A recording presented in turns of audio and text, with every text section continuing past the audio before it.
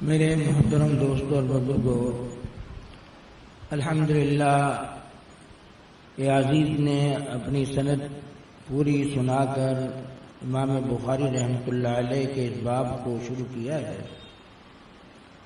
اللہ جل شانہ ہمیں حدیث سے تعلق نصیب فرمائے۔ کیونکہ وقت زیادہ ہو گیا ہے، اس لیے وقت میں انشاءاللہ زیادہ نہیں لوں گا، کوشش کروں گا کہ جتنی جلدی ہو سکے بات مختصر کر کے بات کو ختم کر۔ میرے دوستو، امام بخاری رحمۃ اللہ علیہ جن کی یہ کتاب ہے، جن کا نام محمد ہے، والد کا نام اسماعیل ہے، اللہ جل شانہ نے ان سے جب اپنے دین کا کام لینا تھا تو علماء نے لکھا ہے کہ اللہ جب کسی سے کام لیتے ہیں پھر اس کی غیب سے مدد فرماتے ہیں۔ امام بخاری رحمۃ اللہ علیہ کے بارے میں اکثر ان کے مورخین نے لکھا ہے کہ بچپن میں نابینا ہو گئے، آنکھوں سے نظر آنا بند ہو گیا۔ ان کی والدہ بہت زیادہ روتی تھیں کہ میرا بیٹا دین کا کام کیا کرے گا، آنکھوں سے نظر نہیں آتا، یہ بیچارہ اللہ کا دین کیسے پڑھے گا۔ اللہ سے دعائیں کرتی تھیں۔ ہوا یہ کہ ایک دن رات کو خواب میں یہ دیکھا کہ حضرت ابراہیم علیہ السلام تشریف لائے، اور تشریف لانے کے بعد فرمایا کہ تو رات کو روزانہ روتی ہے کہ میرے بیٹے کی آنکھوں کی بینائی چلی گئی، اٹھ، اللہ نے تیرے بیٹوں کی آنکھ کی روشنی بحال کر اور تیرے بیٹے کی آنکھ کی روشنی واپس کر دی، اٹھ دیکھ جا۔ جب اٹھی ہیں تو الحمدللہ امام بخاری رحمۃ اللہ علیہ کی آنکھ کی روشنی واپس آ چکی تھی۔ اللہ جل شان نے ان کی آنکھوں کی روشنی کو دے کر بتلایا کہ جب ہم کسی سے کام لینا چاہتے ہیں تو پھر راستے اسباب خود پیدا کیا کرتے ہیں۔ اس لیے میرے دوستو، امام بخاری رحمۃ اللہ علیہ کو اللہ نے حافظہ بھی بہت دیا تھا۔ لکھا ہے کہ اپنے ساتھیوں کے ساتھ محدث کے پاس حدیث پڑھنے جاتے تھے، قلم دوات لے کے ساتھی جاتے، یہ بغیر قلم دوات کے جاتے۔ ساتھیوں نے ان کو بار بار کہا کہ وقت ضائع کر رہے ہو، تمہیں اتنا حافظہ کہاں ہے کہ حدیثیں یاد ہوں۔ تو یہ جب بار بار ساتھیوں نے کہا تو تنگ آ کر کہنے لگے ایک دن کہ تم نے کتنی حدیثیں لکھ لی؟ انہوں نے کہا جی ہم نے 18,000 احادیث لکھ لی۔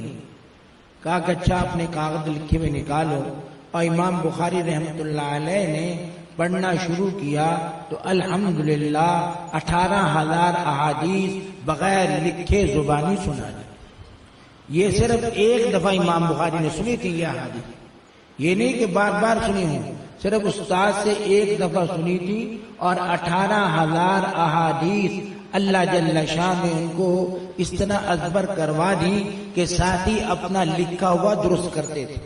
یعنی لکھنے میں جو غلطیاں ہو جاتی تھیں وہ ان کی احادیث سن کر وہ درست کرتے تھے کہ یہ غلطی ہم نے غلط لکھا ہے، امام بخاری نے الحمدللہ جو سنا ہے وہ صحیح ہے۔ تو اس طرح وہ اپنی احادیث کو ان سے پوچھ پوچھ کر درست کیا کرتے۔ تو اللہ جل شانہ نے ان کو یہ مقام عطا فرمایا تھا۔ اس لیے میرے دوستو، اللہ کام قبول کرتے ہیں اخلاص سے۔ جتنا بڑا اخلاص ہوگا اللہ کام اس کو اس قدر ہی قبول فرمائیں گے۔ اس لیے اہل اللہ یہ فرماتے ہیں اللہ کے ہاں کم کا اعتبار نہیں ہے، اللہ کے ہاں کیف کا اعتبار ہے، کم کا اعتبار نہیں۔ کم کمیت کو کہتے ہیں، یعنی کثرت کتنی ہے۔ اللہ کثرت کو نہیں دیکھا کرتے، اللہ جل شانہ اس کے اندر جو اخلاص ہوتا ہے، جو اخلاص کی طاقت ہوتی ہے، اللہ اس کو دیکھتے ہیں۔ اور جب اخلاص ہو تو اللہ اخلاص کی برکت سے اللہ نواز دیا کرتے ہیں۔ مجھے یاد آیا حضرت ہمارے استاد محترم حضرت علامہ یوسف بنوری رحمۃ اللہ علیہ ایک دفعہ کا عجیب واقعہ سنانے لگے۔ فرمانے لگے کہ میں مصر گیا تو وہاں ایک مصری عالم سے میری بات ہونے لگی، اور مصری عالم سے بات ہونے لگی کہ ہندوستان اور پاکستان، اس وقت پاکستان تو بنا نہیں تھا، کہ متحدہ ہندوستان کہہ لیں آپ، کہ اس وقت ہندوستان جو تھا اس میں بڑا عالم کون ہے، یا پاکستان بن چکا تھا، پاکستان بننے کے بعد کی بات ہے۔ حضرت فرماتے میں وہاں گیا تو ان کا متحدہ پاکستان اور ہندوستان دونوں جگہ بڑا عالم کون ہے؟ تو وہ مصری عالم زور دے کے کہنے لگے کہ جی پاکستان اور ہندوستان کے سب سے بڑے عالم علامہ انور شاہ کاشمیری رحمۃ اللہ علیہ، یہ سب سے بڑے عالم ہیں۔ حضرت کہنے لگے، میں نے اس کو کہا کہ پاکستان اور ہندوستان کے سب سے بڑے عالم جو ہیں وہ علامہ شاہ عبدالعزیز محدث دہلوی ہیں۔ کہتے ہیں اس پر ہماری کافی بحث ہوتی رہی۔ وہ کہتا تھا کہ پاکستان اور ہندوستان کے بڑے عالم جو ہیں وہ علامہ انور شاہ کاشمیری رحمۃ اللہ علیہ، اور میں یہ کہہ رہا تھا کہ پاکستان اور ہندوستان کے بڑے عالم جو ہیں وہ شاہ عبدالعزیز محدث دہلوی ہیں۔ اور پھر فرمایا کرتے تھے کہ شاہ عبدالعزیز کو اللہ نے وہ مقام عطا کیا ہے کہ شاہ ولی اللہ کی آنکھیں بند کر کر جن کے والد ہیں پیروی نہیں کی جا سکتی، البتہ شاہ عبدالعزیز محدث دہلوی رحمۃ اللہ علیہ کی آنکھیں بند کر کے پیروی کی جا سکتی۔ اللہ نے یہ مقام ان کو عطا فرمایا۔ پھر کہنے لگے، میں نے اس سے پوچھا کہ آپ تو مصر کے رہنے والے ہیں، آپ پاک و ہند کو کیا جانتے ہیں کہ بڑا عالم وہاں کا کون ہے؟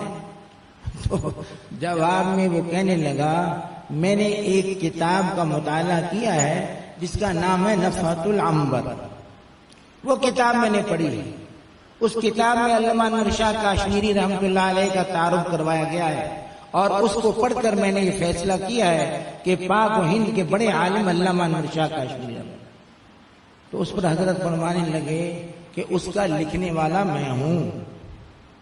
علامہ انور شاہ کاشمیری کی جو سوانح ہے نفحۃ العنبر، یہ میں نے لکھی ہے، اور میں لکھنے والا یہ کہتا ہوں کہ پاک و ہند کا بڑا عالم جو ہے وہ شاہ عبدالعزیز محدث دہلوی ہیں۔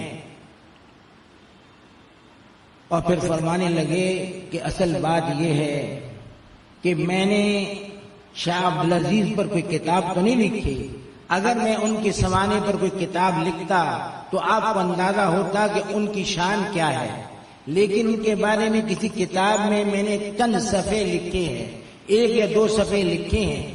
فرمایا کہ ان صفحات کو آپ پڑھ لیتے تو کبھی بھی یہ نہ کہتے کہ پاک و ہند کا بڑا عالم علامہ انور شاہ کاشمیری۔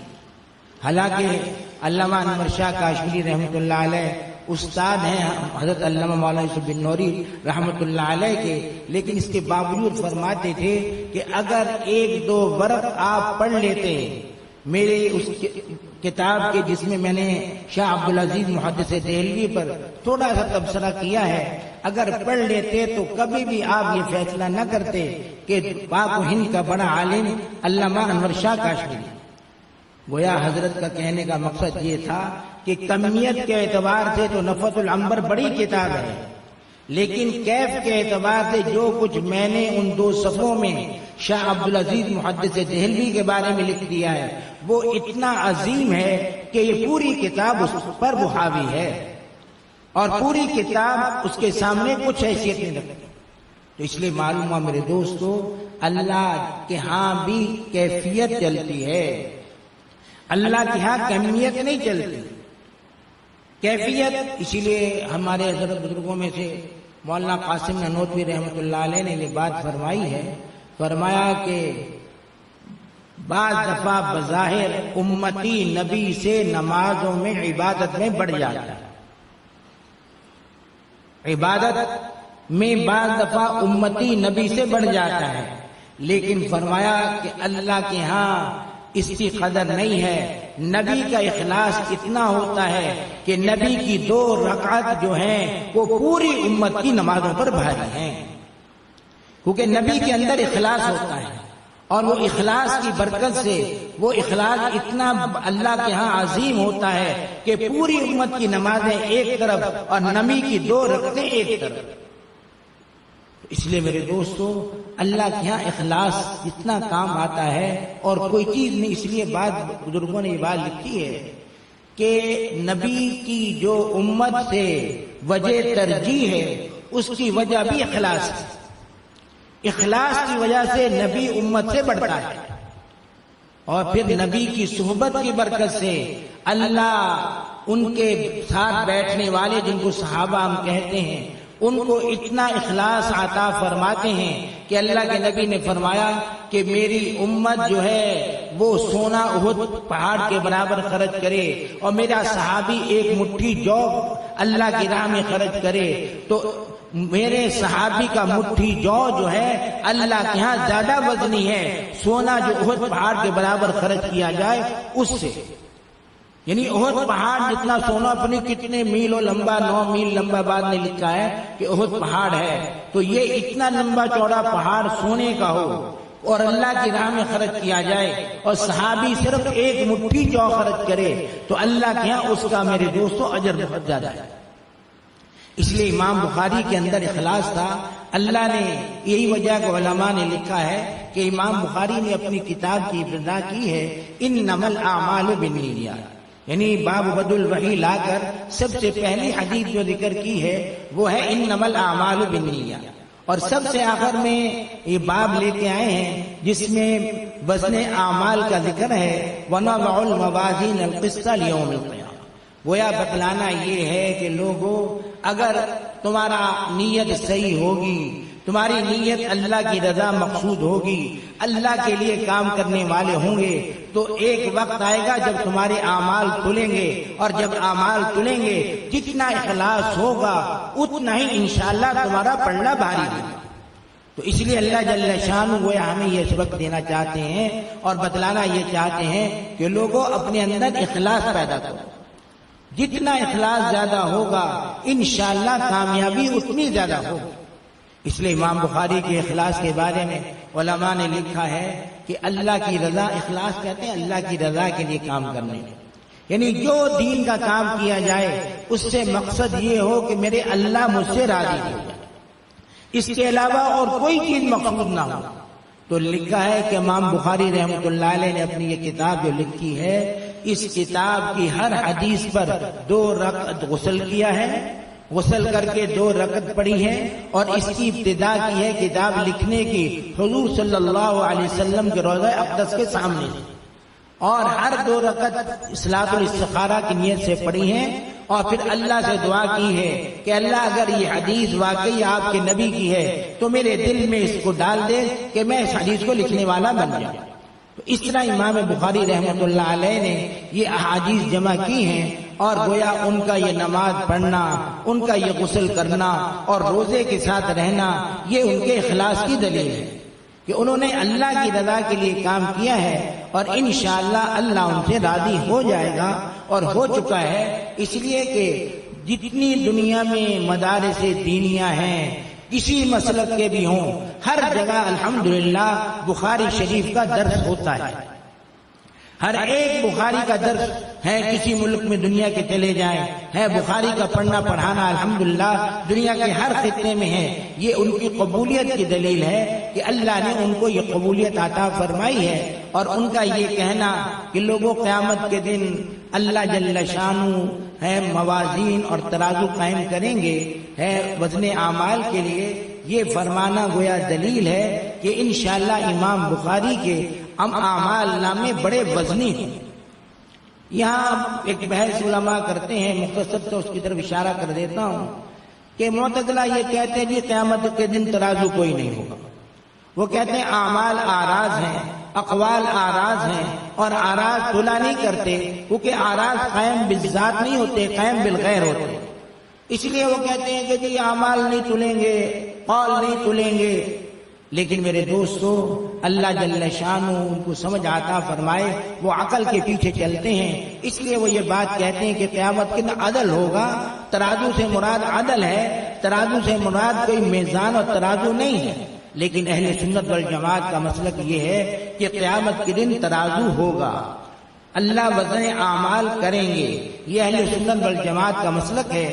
اب اللہ جل شانہ قرآن پاک میں میزان جمع ذکر کی، موازین جمع کی ہے میزان کی، اور اللہ جمع ذکر کر رہے ہیں کہ تو قیامت کے دن ایک ترازو ہوگا یا کئی ترازو ہوں گے؟ تو علماء فرماتے ہیں بات تو یہ کہ قیامت کے دن بہت سے ترازو ہوں گے، ہر آدمی کا ترازو الگ ہوگا، اس اعتبار سے اللہ نے موازین جمع ذکر کی ہے۔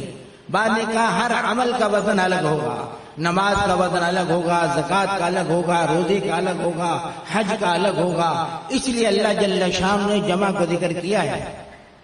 بعض رات فرماتے ہیں کہ قیامت کے دن ترازو ایک ہی ہوگا. بھئی جب ایک ترازو ہوگا تو اللہ نے پھر جمع کیوں ذکر کی، موازین کو کہا؟ تو اس کا علماء جواب دیتے ہیں کہ کبھی جمع عظمت کے لیے آیا کرتی ہے. اس لیے قرآن پاک میں ایک جگہ اللہ جل شان نے کذبت قوم عاد المرسلین، حضرت ہود ایک نبی تھے لیکن ان کے جھٹلانے والوں کو یہ کہا ہے کہ انہوں نے مرسلین کو جھٹلا دیا، یعنی ایک نبی کو جمع کے ساتھ تعبیر کیا اللہ جل شان. اس سے یہ معلوم ہو گیا کہ ایک عام طور پر ایک لوگوں کو مغالطہ دیا جاتا ہے، کہتے ہیں جی یہ کہو اللہ کہتا ہے، یہ نہ کہو اللہ کہتے ہیں. بھئی کیوں؟ کہتے ہیں یہ اللہ کہتا ہے واحد ہے، اللہ کہتے ہیں جمع ہے، اور اللہ واحد ہے، اس لیے یہ کیوں کہتے ہو آپ کہ جی اللہ کہتے ہیں؟ یوں کہا کرو اللہ کہتا ہے. لیکن میرے دوستو خود قرآن پاک میں اللہ جل شانہ نے اپنے لیے، حالانکہ اللہ وحدہ لا شریک ہیں، لیکن اللہ نے جمع کے ضمائر اپنے لیے استعمال کیے ہیں. اور جگہ جگہ قرآن میں آیا ہے نحن اقرب الیہ من حبل الورید، ہم شہرک سے بھی زیادہ قریب. حالانکہ اگر ضمیر واحد کی ہوتی تو انا ہوتی، لیکن اللہ نے انا استعمال نہیں کی. نحنو جو جمع کی ضمیر ہے اللہ نے وہ استعمال کی ہے. گویا دنیا کو یہ سبق دیا ہے کہ لوگوں مجھے عظمت کے طور پر جمع کے ساتھ پکارو تو کوئی حرج نہیں ہے. اس لیے میرے دوستو اللہ جل شانہ ہمیں توفیق دے کہ اللہ کا نام عظمت کے ساتھ لیں. یہ جو لوگ کہتے ہیں نا جی اللہ کہتا ہے کہو، اللہ کہتے ہیں نہ کہو، یہ لوگ غلط ہیں. قرآن پاک کی کتنی نصوص ایسی ہیں جس میں اللہ نے اپنے آپ کو جمع سے تعبیر کیا ہے، اور وہ جمع عظمت کے لیے. اس لیے اللہ ہم سب پر رحم فرمائے. میرے دوستوں معتزلہ جو کہتے ہیں نا کہ جی آراز ہیں، آراز تلیں گے نہیں، تو علماء نے اس کا جواب یہ دیا کہ آج کا جدید دور جو ہے نا اس میں عمل بھی آج ہمارے محفوظ ہیں، ہمارے قول بھی محفوظ ہیں.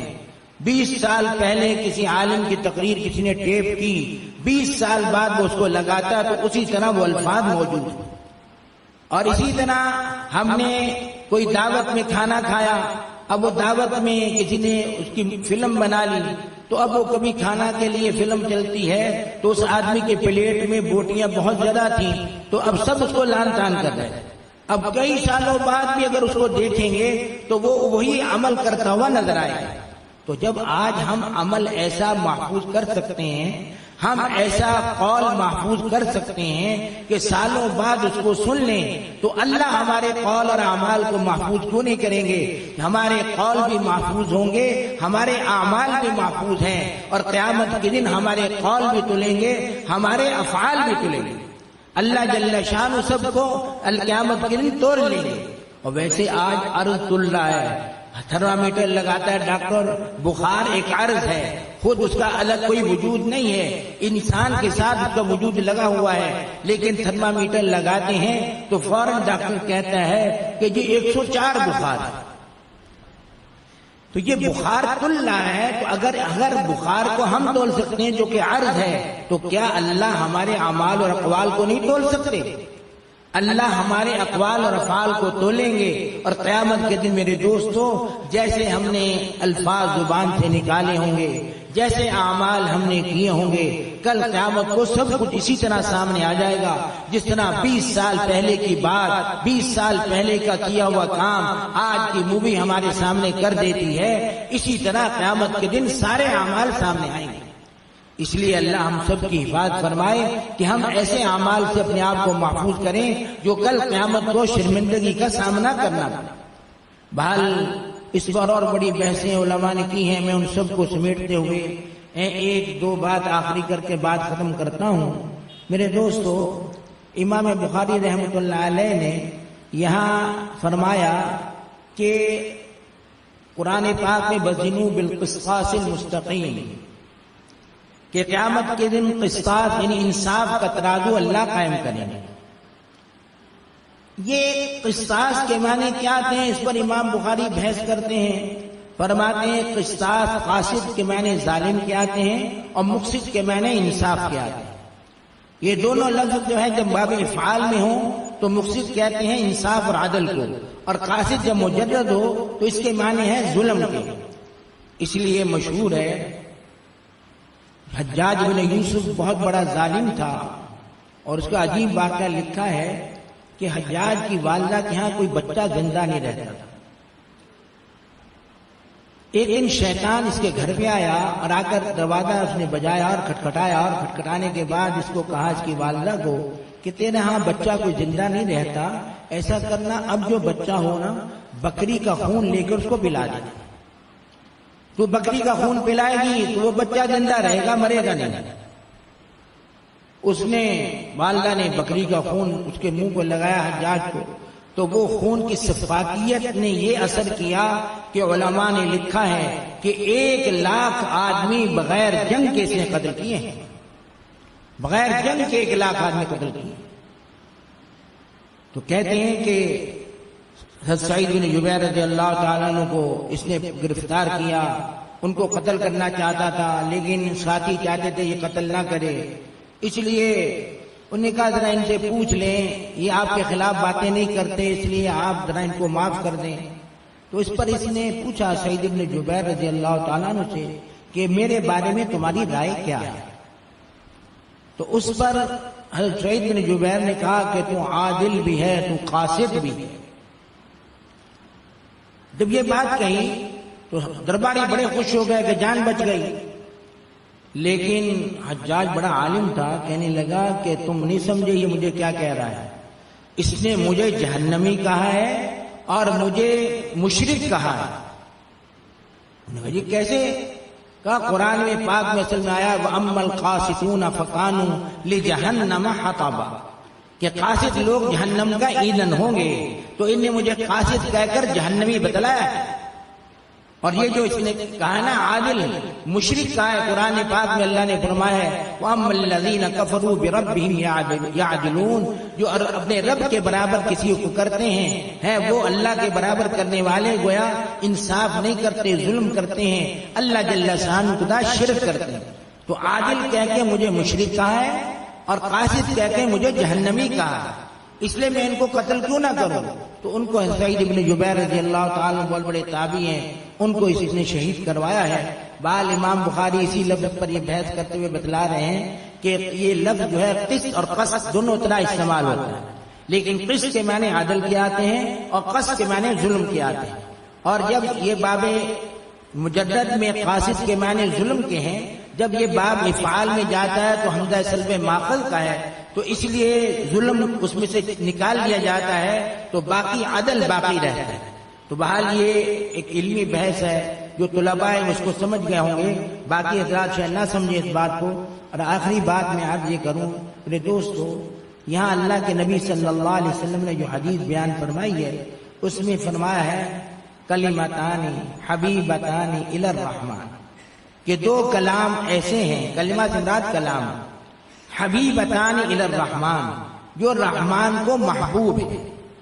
علماء نے لکھا ہے رحمان کو محبوب کا مطلب یہ ہے کہ ان کو پڑھنے والا اللہ کا محبوب بن جاتا ہے.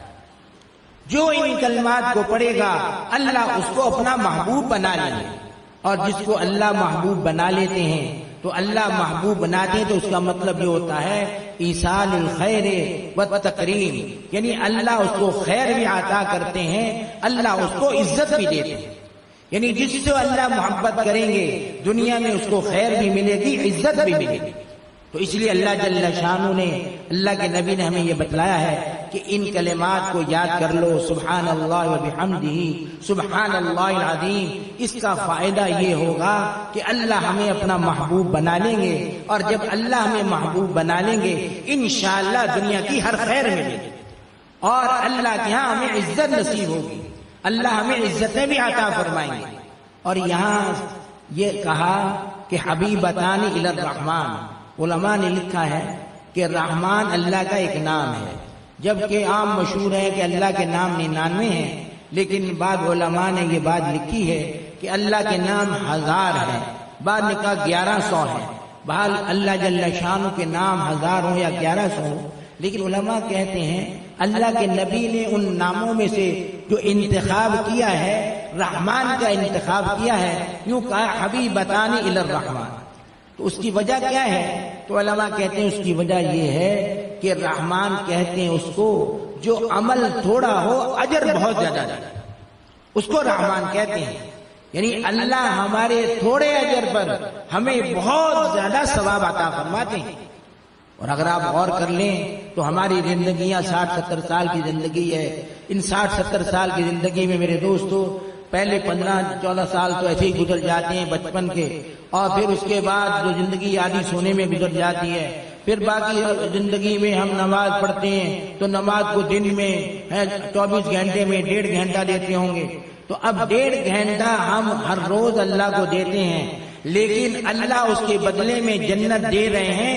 اتنی بڑی جنت اور اتنی عظیم جنت ہے کہ ہمیشہ ہمیشہ رہیں گے، کبھی اس سے نہیں نکلیں.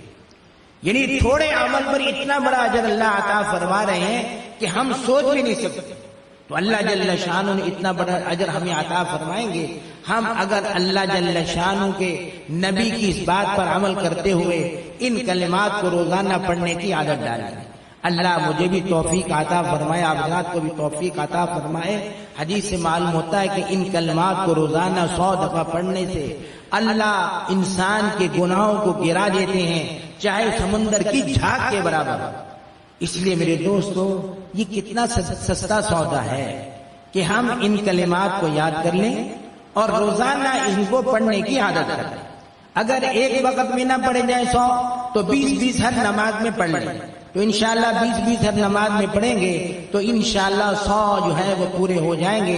اللہ ہم سب کو ان کلمات کو یاد کر کر روزانہ پڑھنے کی توفیق عطا فرمائے اور روزانہ سبحان اللہ و بحمدہ سبحان اللہ العظیم. اے اللہ آپ ہر عیب سے پاک ہیں، سب نعمتوں پہ تعریف آپ کی ہے. اے اللہ آپ پاک ہیں اور عظیم اور عظمتیں دینے والے آپ ہیں. اللہ ہم سب کو یہ پڑھنے کی توفیق عطا فرمائے کہ روزانہ 100 دفعہ پڑھنے کی عادت ڈالے. میرے دوستو یہ بخاری کے ختم میں اگر ہم نے یہ سودا قبول کر لیا، روزانہ 100 دفعہ پڑھنے کی عادت ڈال لی، تو انشاءاللہ کل قیامت کو اللہ کے نبی یہ فرما رہے ہیں کہ ثقیلتان فی المیزان، یہ ترازو میں بہت بھاری ہے اور ہمارا ترازو انشاءاللہ اس کا پلڑا نیکی کا جھک جائے گا. اللہ ہم سب کو توفیق عطا فرمائے، ہماری غلطیوں کو معاف فرمائے. بہت سی بحثیں رہ گئی ہیں لیکن وقت بہت زیادہ ہو گیا. اللہ ہماری غلطیوں کو معاف فرما کر اپنی رضا کا راستہ آسان فرمائے. آخر میں مولانا شاہد عمران عارفی سے کہتا ہوں کہ حضرت قاری طیب صاحب کی وہ مشہور دعا جو ان کی نعت ہے اس کو پڑھیں، اس کے بعد انشاءاللہ حضرت دعا فرمائیں گے. اللہ ہم سب کو توفیق عطا فرمائے اور اللہ جل شانہ اپنی رضا کا راستہ آسان فرمائے.